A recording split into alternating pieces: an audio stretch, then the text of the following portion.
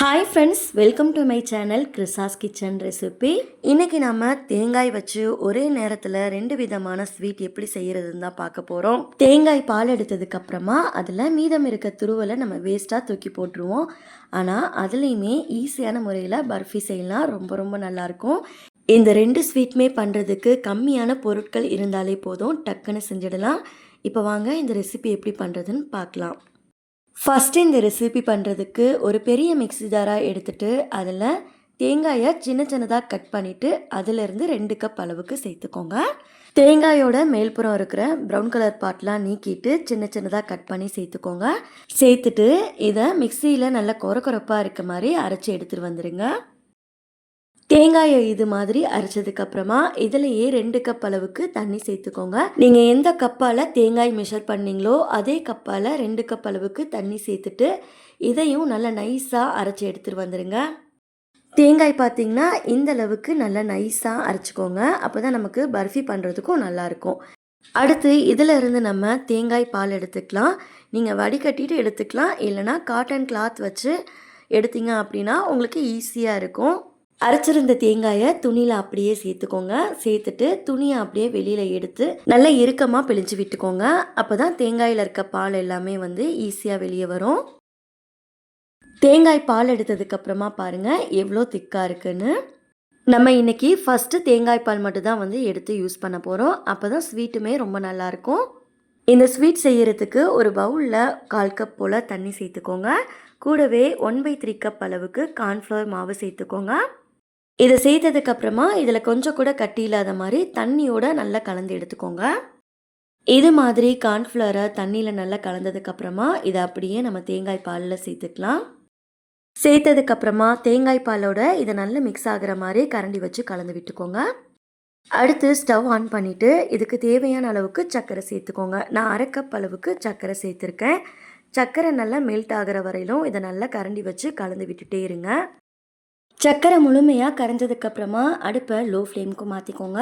இதில் நம்ம கார்ன்ஃப்ளவர் சேர்த்துருக்கிறதால ஒரு 2லேருந்து 3 நிமிஷத்துலேயே பால் நல்லா திக்காக ஆரம்பிச்சிரும். அடுப்பை லோ ஃப்ளேமில் வச்சுட்டு கைவிடாமல் நல்லா கலந்து விட்டுட்டே இருந்தீங்க அப்படின்னா இது மாதிரி கன்சிஸ்டன்சியில் கிடைக்கும். இதோட கன்சிஸ்டன்சி பார்த்திங்கன்னா இப்படி தான் இருக்கும். இந்தளவுக்கு நல்லா திக்கானதுக்கப்புறமா ஸ்டவ் ஆஃப் பண்ணிவிடுங்க. ஸ்டவ் ஆஃப் பண்ணதுக்கப்புறமா இதை டைரெக்டாக ஸ்டெயின்லெஸ் ஸ்டீல் பவுலில் இல்லைனா கிளாஸ் பவுலில் சேர்த்துடுங்க. சேர்த்ததுக்கப்புறமா இது முழுமையாக நல்லா ஆறட்டும்.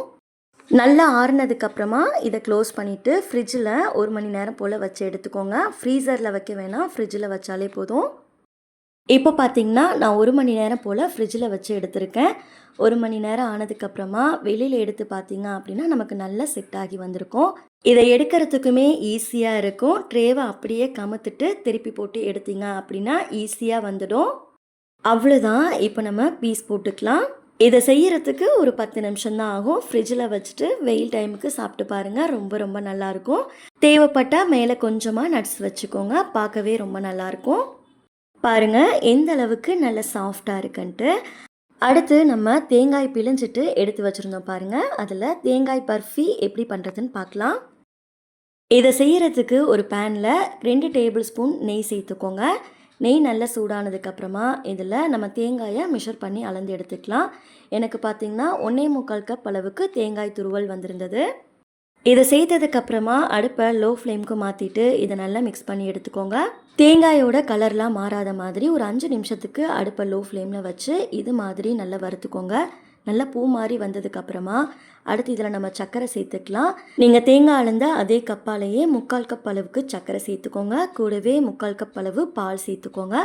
பால் பார்த்திங்கன்னா காய்ச்சி ஆற வச்ச பால் சேர்த்துக்கோங்க. இப்போ இதெல்லாம் சேர்த்ததுக்கப்புறமா அடுப்பை லோ ஃப்ளேம்லேயே வச்சுட்டு நல்லா கலந்து விட்டுக்கோங்க. சர்க்கரை சேர்த்ததுக்கப்புறமா கொஞ்ச நேரத்துலேயே மெல்ட் ஆக ஆரம்பிச்சிடும். அடுப்பை லோ ஃப்ளேம்லேயே வச்சுட்டு அடி பிடிக்காத மாதிரி அப்பப்போ கலந்து விட்டுட்டே இருங்க. இது கூடவே வாசனைக்காக 1/2 டீஸ்பூன் ஏலக்காய் தூள் சேர்த்துட்டு நல்லா மிக்ஸ் பண்ணிக்கோங்க.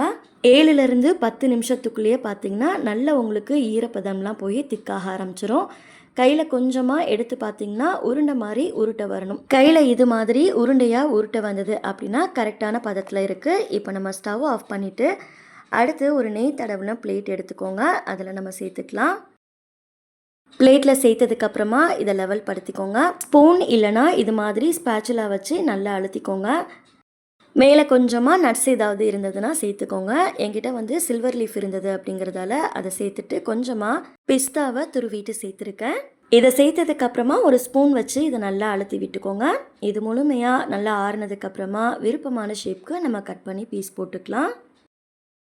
அவ்வளோதான், ரொம்ப ரொம்ப டேஸ்டான தேங்காய் பர்ஃபி சூப்பராக ரெடி ஆயிடுச்சு. இந்த 2 ரெசிபியுமே நீங்கள் வீட்டில் செஞ்சு பார்த்துட்டு எப்படி வந்ததுன்னு மறக்காமல் உங்களோட ஃபீட்பேக்கை ஷேர் பண்ணிக்கோங்க. இந்த ரெசிபி உங்களுக்கு பிடிச்சிருக்குன்னு சொல்லி நினைக்கிறேன். வீடியோ பிடிச்சிருந்ததுன்னா லைக் பண்ணிவிட்டு சேனலை சப்ஸ்கிரைப் பண்ணிக்கோங்க. நெக்ஸ்ட் ஒரு ரெசிபி வீடியோவில் பார்க்கலாம். தேங்க்ஸ் ஃபார் வாட்சிங். பபாய்.